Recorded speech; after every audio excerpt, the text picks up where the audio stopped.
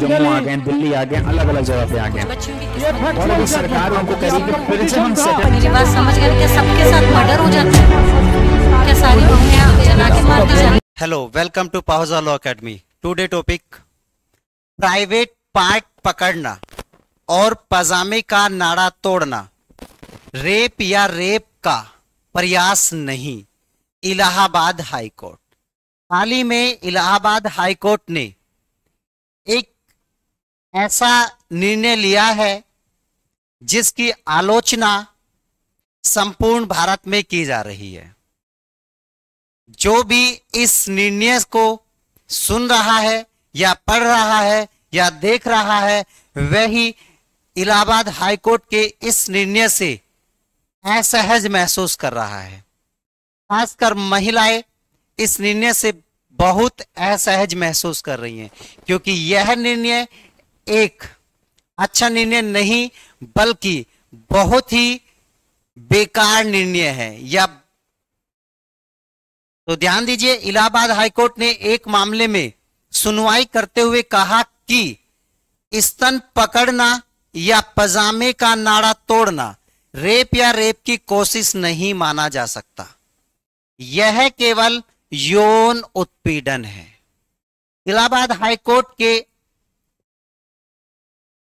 इस निर्णय में कहा गया है कि किसी महिला का प्राइवेट पार्ट पकड़ना अर्थात स्तन पकड़ना या अन्य कोई भी प्राइवेट पार्ट पकड़ना या उसके पजामा का नाड़ा तोड़ना रेप नहीं माना जाएगा या यह रेप का प्रयास नहीं है। इलाहाबाद हाईकोर्ट के निर्णय में कहा गया है यह रेप नहीं है बल्कि यह यौन उत्पीड़न की श्रेणी में आएगा। इलाहाबाद हाईकोर्ट ने एक महत्वपूर्ण आदेश में कहा कि नाबालिग पीड़िता के स्तनों को पकड़ना। हाल ही में यह घटना एक 11 वर्षीय बच्ची के साथ हुई। हाल ही की यह घटना एक 11 वर्षीय बच्ची के साथ हुई। तब इलाहाबाद हाईकोर्ट ने एक महत्वपूर्ण आदेश में कहा कि नाबालिग पीड़िता के स्तनों को पकड़ना, उसके पैजामे का नाड़ा तोड़ना और उसे पुलिया के नीचे खींचने का प्रयास करना रेप या रेप की कोशिश नहीं माना जाएगा। कुछ व्यक्तियों ने एक 11 साल की बच्ची को पकड़ा, उसके स्तन को पकड़ा अर्थात उसके प्राइवेट पार्ट को पकड़ा, उसके पजामे का नाड़ा तोड़ा और उसे जबरन एक पुलिया के नीचे खींचा। और जैसे उस बच्ची ने आवाज किया, चिल्लाई, तो आसपास के कुछ लोग आए तो तब वो वहां से उसको छोड़कर भागे। इस निर्णय में इलाहाबाद हाई कोर्ट का यह निर्णय आता है कि एक बच्ची का नाड़ा तोड़ना, स्तन पकड़ना एवं उसे पुलिया के नीचे खींचना या रेप की कोशिश नहीं माना जा सकता। कोर्ट ने कहा है कि लगाए गए आरोप और मामले के तथ्य इस मामले में रेप की कोशिश का अपराध नहीं बनाते हैं। यानी जो लड़की ने आरोप लगाए हैं तो कोर्ट कह रहा है कि यह रेप की जो कोशिश है यह उसको साबित नहीं करते हैं। रेप के प्रयास का आरोप लगाने के लिए अभियोजन पक्ष को यह स्थापित करना होगा कि यह तैयारी के चरण से आगे निकल गया था। कैसा जजमेंट है, कैसा निर्णय है, कैसा निर्णय उत्तर प्रदेश के इलाहाबाद हाईकोर्ट का। उसने कहा है कि लगाए गए आरोप और मामले के तथ्य इस मामले में रेप की कोशिश का अपराध नहीं बनाते हैं। रेप के प्रयास का आरोप लगाने के लिए अभियोजन पक्ष को स्थापित करना होगा कि यह तैयारी के चरण से आगे निकल गया। इसका मतलब साफ है कि यह बताना होगा कि रेप की जो सीमा है वह कहां तक पहुंचे हैं। एक बच्ची कैसे बता पाएगी कि उन हैवानों ने उसके साथ क्या क्या किया। तो हमारे हाईकोर्ट ने कहा है कि यह बताना होगा कि रेप कहां तक पहुंचा। रेप की प्रक्रिया में वो हैवान कहां तक पहुंचे ये बताना होगा। यदि वो हैवान रेप की प्रक्रिया में आगे बढ़े हैं तो रेप माना जाएगा, अन्यथा रेप नहीं माना जाएगा।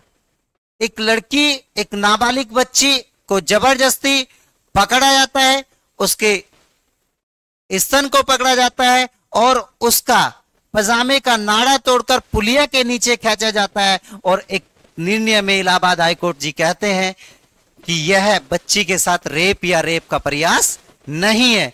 यह रेप नहीं है तो क्या है, आपको समझना है और कमेंट बॉक्स में लिखना है कि कैसी मानसिकता रही होगी उस जज की कि जिसने यह निर्णय दिया है।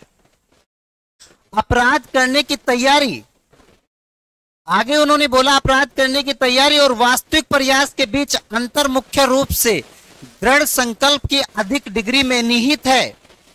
बोल रहे हैं कि अपराध करने की तैयारी और वास्तविक प्रयास, यानी अपराध करने की तैयारी में जो है और वास्तविक जो अपराध है, जो वास्तविक प्रयास है, यानी वास्तविक प्रयास के बीच मुख्य रूप से दृढ़ संकल्प की अधिक डिग्री होती है।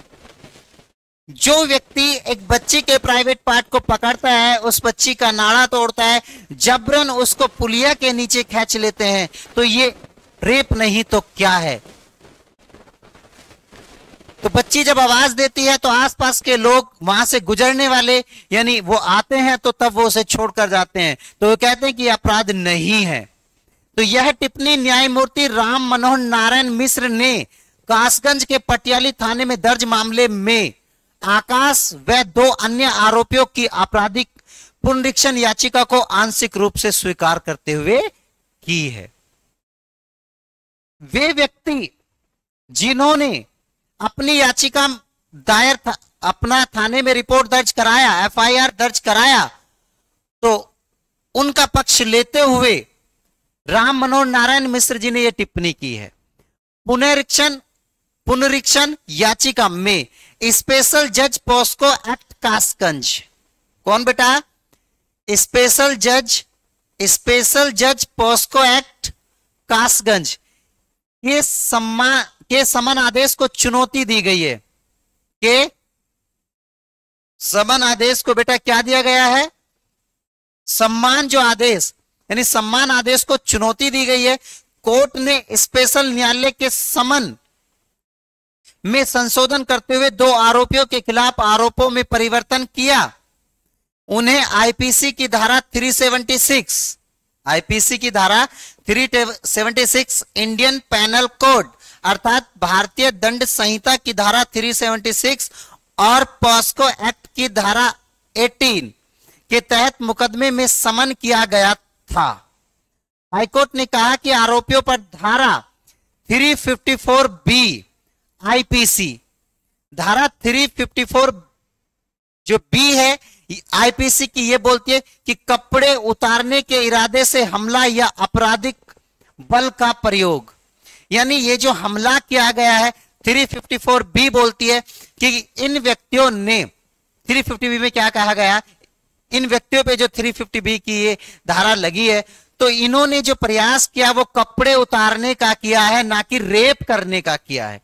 और इस बात की जानकारी हमें धारा 354 बी आईपीसी कपड़े उतारने के इरादे से हमला या आपराधिक बल का प्रयोग के आरोप के साथ पोस्को एक्ट की धारा 9/10 गंभीर यौन हमला के तहत मुकदमा चलाया है। इनके खिलाफ की मैं बात कर रहा हूं कि इनके खिलाफ रेप का केस लगाना था और पोस्को एक्ट के तहत मुकदमा चलाना था, क्योंकि बच्ची नाबालिग है और उसके स्तनों को पकड़ा गया, उसके वस्त्रों का, उसके पजामे का नाड़ा तोड़ा गया, उसके वस्त्रों को निकाला गया, तो ये इसके तहत सीधे सीधे धारा 376 आईपीसी और पोस्को एक्ट की धारा 18 के तहत मुकदमा चलाया जाना था, जबकि इसमें 354 बी और 9/10 गंभीर यौन हमला के तहत मुकदमा चलाया गया। तो ध्यान दीजिए। नेक्स्ट,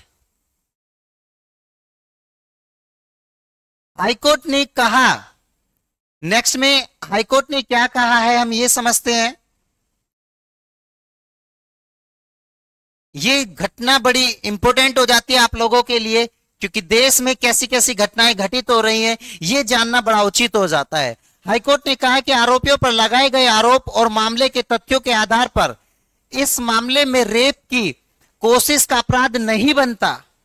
हाईकोर्ट बोल रहा है कि लगाए गए आरोप और मामलों के तथ्यों के आधार पर मामले में रेप की कोशिश का अपराध नहीं बनता है। आपको कमेंट बॉक्स में लिखना है यह रेप नहीं है तो क्या है। आप अपनी राय दीजिए कि यह जो मुद्दा है जो बहुत चर्चाओं में चल रहा है, इलाहाबाद हाईकोर्ट के जो जज हैं उनके खिलाफ सब लोग जुलूस निकाल रहे हैं, प्रदर्शन कर रहे हैं, तो आप क्या कहना चाहते हैं कमेंट बॉक्स में लिखना है।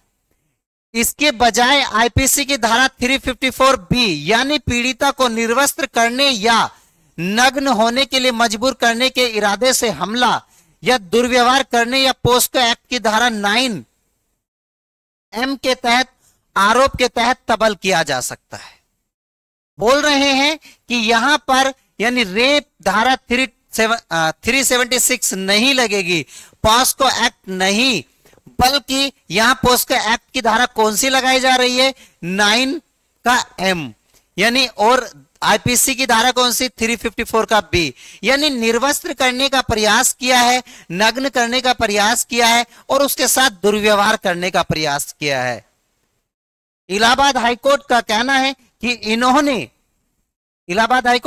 कि इन्होंने रेप करने की कोशिश या रेप नहीं किया बल्कि निर्वस्त्र करने का प्रयास किया। कितनी क्रूर मानसिकता होगी, कितनी तुच्छ मानसिकता होगी यानी फैसला सुनाने वाले की। यदि खुद का बच्चा हो उसके साथ ऐसा हो तो तब पता चले। तो मामला ये क्यों चर्चाओं में रहा है, तो ये कौन कौन वो पर्सन है इसके बारे में थोड़ा जानकारी रखते हैं। मामले में अभियोजन पक्ष के अनुसार आरोपियों पवन और आकाश ने 11 वर्षीय पीड़िता के स्तन पकड़े। आकाश ने उसके पजामे का नाड़ा तोड़ दिया। दोनों ने उस 11 वर्षीय बच्ची के स्तन पकड़े और उसके पजामे का नाड़ा तोड़ दिया एवं उसे पुलिया के नीचे खींचने की कोशिश की। हालांकि इस बीच लोगों के आने से आरोपी पीड़िता को छोड़कर भाग गए। संबंधित ट्रायल कोर्ट ने इसे पोस्को एक्ट के दायरे में रेप की कोशिश या यौन उत्पीड़न के प्रयास का मामला पाते हुए एक्ट यानी धारा पोस्को एक्ट की धारा 18 अपराध करने का प्रयास के साथ आईपीसी की धारा 376 को लागू किया। इन आधारों के तहत समन आदेश किया गया।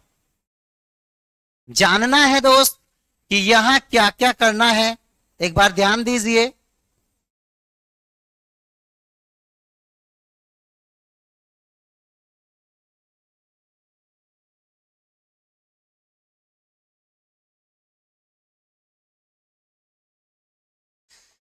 समन आदेश को चुनौती देते हुए पुनरीक्षण याचिका में मुख्य रूप से यह तर्क दिया गया कि शिकायत पर गौर किया जाए तो आईपीसी की धारा 376 के तहत कोई अपराध नहीं किया गया। 376 के तहत कोई अपराध नहीं किया गया। यह मामला आईपीसी की धारा 354 का बी और पोस्को एक्ट के प्रासंगिक प्रावधानों की सीमा से आगे नहीं जाता है। और जो हमारे जज साहब हैं जिन्होंने फैसला सुनाया है उन्होंने इतनी बात और कर दी है कि एक मामले में उन्होंने कहा है, इसी मामले में उन्होंने कहा है कि आईपीसी की धारा 376 का दुरुपयोग समाज में बहुत अधिक बढ़ रहा है। वह यदि 100 केस आईपीसी की धारा 376 के तहत रजिस्टर्ड होते हैं तो उसमें से लगभग में 75% मिथ्या होते हैं, झूठे होते हैं। अपनी गृह कलह या फिर अपनी आपसी झगड़ा या फिर पारिवारिक झगड़ा या फिर अन्य किसी भी झगड़ा, कोई भी आपस में यदि विवाद हो जाता है तो एक पक्ष दूसरे पक्ष को यानी फंसाने के लिए, उसे जेल में डालने के लिए धारा 376 का प्रयोग करने का प्रयास करता है। तो उन्होंने ये भी कहा है, ये बात कुछ मानने में ठीक है कि धारा 376 का बहुत अधिक मिसयूज हो रहा है, परंतु इस मामले में तो धारा 376 का मिसयूज नहीं है। एक नाबालिग बच्ची के साथ गलत व्यवहार किया जाता है, प्राइवेट पार्ट को पकड़ा जाता है और उसे नीचे नाले के नीचे खींचने का अर्थात पुलिया के नीचे खींचने का प्रयास किया जाता है। यह रेप नहीं है तो क्या है? यहां पर तो कम से कम धारा 376 का उपयोग करना चाहिए था, जबकि नहीं किया गया।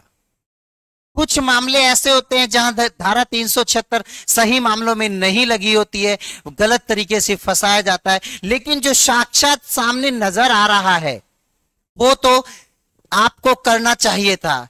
क्या मैं आपको ये बात सही बता पा रहा हूं? आप कमेंट बॉक्स में यदि मेरी बात से सहमत हैं तो कमेंट बॉक्स में अपने राय जरूर लिखिए। आप कहां तक सहमत हैं या आप अपने विचारों को व्यक्त करने का कमेंट बॉक्स में प्रयास करें। हाईकोर्ट ने आगे नहीं जाता, हाईकोर्ट ने दलीलों के पृष्ठभूमि में और आरोपों को ध्यान में रखते हुए कहा है कि रिकॉर्ड में ऐसा कोई साक्ष्य नहीं मिला है जिससे यह अनुमान लगाया जा सके कि आरोपियों पीड़ितों के साथ रेप करने का निश्चय किया था।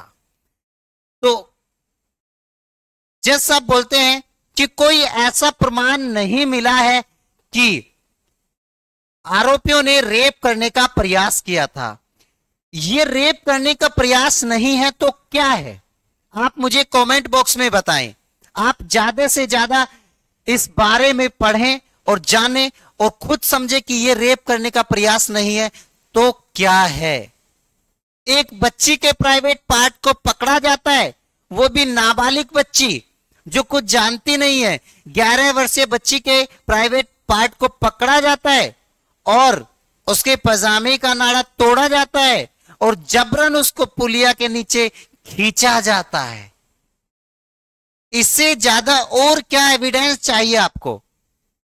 इससे ज्यादा और क्या एविडेंस चाहिए रेप के मामले में कि यह रेप की पुष्टि नहीं करते हैं? तो क्या रेप की पुष्टि किएगा कि रेप करने का निश्चय नहीं किया था? कोर्ट ने यह भी माना कि शिकायत में सीआरपीसी की धारा 200/202 के तहत दर्ज गवाहों के बयान में ऐसा कोई आरोप नहीं है कि आरोपी आकाश नाबालिग पीड़िता के निचले वस्त्र की डोरी तोड़ने के बाद खुद परेशान हो गया था। यहां कहा गया कि आरोपी जो आकाश है वो नाबालिग लड़की के निचले वस्त्र अर्थात पजामे की डोरी अर्थात नाड़ा तोड़कर खुद परेशान हो गया था। अब बचने के लिए तो कुछ ना कुछ उपाय ढूंढा जाएगा। तो ये उपाय में उसने ये कहा है कि नीचे की डोरी तोड़ने के बाद वह खुद परेशान हो गया था। जब आसपास के लोग आ गए, बच्ची चिल्लाई तो उसने बोला कि खुद परेशान हो गए। ये कहां का नियम है? कोर्ट ने कहा कि आकाश पर विशेष आरोप यह है कि उसने पीड़िता को पुलिया के नीचे खींचने की कोशिश की।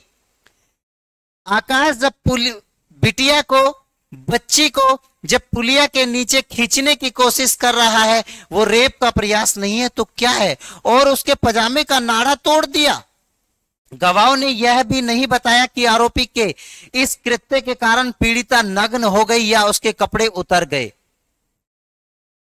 ऐसा कोई आरोप नहीं है कि आरोपी ने पीड़िता के खिलाफ यौन उत्पीड़न करने की कोशिश की।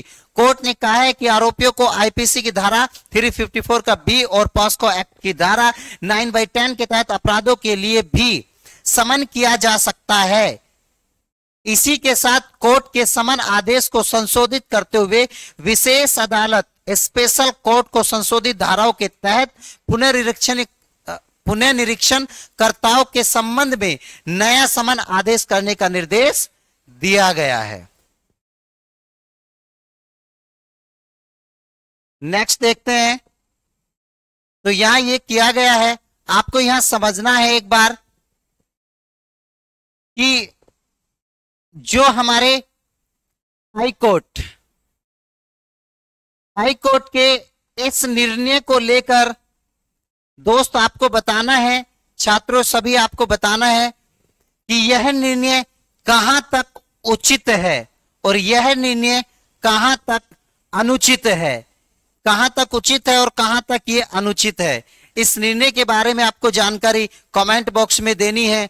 और यदि एक बच्ची, एक नाबालिग 11 वर्षीय बच्ची, कोई 11 वर्षीय नाबालिग बच्ची के साथ इस तरीके की हरकत करना, यानी जो उसका प्राइवेट पार्ट है, प्राइवेट पार्ट को पकड़ना, फिर नीचे के वस्त्रों का जो पजामा है नाड़ा तोड़ना और उसे फिर नीचे यानी खाई में खींचने का प्रयास करना, अर्थात खींचना, यह रेप की सीमा में नहीं है तो ये किसकी सीमा में है? तो ये सारी बातें आपको कमेंट बॉक्स में बतानी है। और आप इस हाईकोर्ट के फैसले से कहां तक सहमत हैं, और यदि आप सहमत हैं तो किन सहमति अपनी जतानी है और कमेंट बॉक्स में एक पैराग्राफ लिख के भेजना है। और यदि आप असहमत नहीं हैं तो इन क्रूर जो लोग हैं, जो तुच्छ मानसिकता के प्राणी हैं, जो इस तरीके की हरकत को जन्म देते हैं, तो उनके खिलाफ आप आवाज को बुलंद कीजिए और कड़ी से कड़ी उनको सजा दिलाइए ताकि इस बच्ची को इंसाफ मिल सके। क्योंकि एक नाबालिग बच्ची जो कुछ जानती भी नहीं है, उस बच्ची के साथ इस तरीके की घिनौनी हरकत करना यह एक अपराध नहीं है, यह एक रेप नहीं है, तो क्या समझा जाएगा? तो आप सभी को कमेंट बॉक्स में जरूर बताना है कि इलाहाबाद हाई कोर्ट का यह निर्णय किस बिंदु तक गलत साबित होता है या किस बिंदु तक सही साबित होता है, अर्थात आप इस निर्णय से कहां तक सहमत हैं। मिलते हैं नेक्स्ट वीडियो में। चैनल को सब्सक्राइब, लाइक करना ना भूलें। Subscribe for more content.